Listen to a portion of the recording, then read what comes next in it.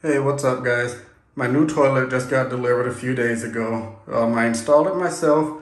Overall, the install was pretty easy. I think the hardest part I'd say is that the toilet is really heavy. I think the box it came in said it was about 110 pounds.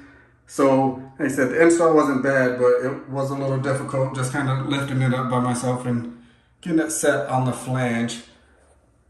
But if you can see, it is a really nice looking toilet. I really love that it's a one piece. Now the old ones, like the two pieces, get, stuff stuck all in the cracks and everything that really just difficult to clean. This one seems like it's gonna be really easy to clean.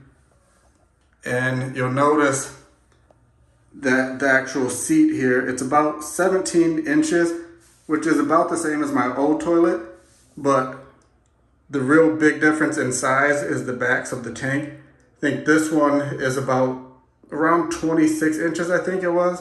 And my old toilet was around 37 inches. So it was almost 10 inches taller, but they serve the same function, and this one actually seemed to work better.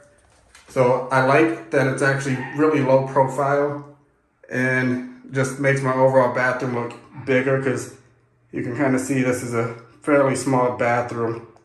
But overall, like I said, it feels really sturdy. I like having the single and dual flush option. I like kind of the brushed look.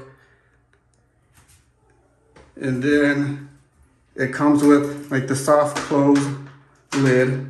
I mean, they are, it's just a plastic lid, but it's a soft close. So overall, I think the value of the toilet is really good. I did tons of research from, other things listed on Amazon and all over the place. And I did settle on this one, and I'm happy that I did do so.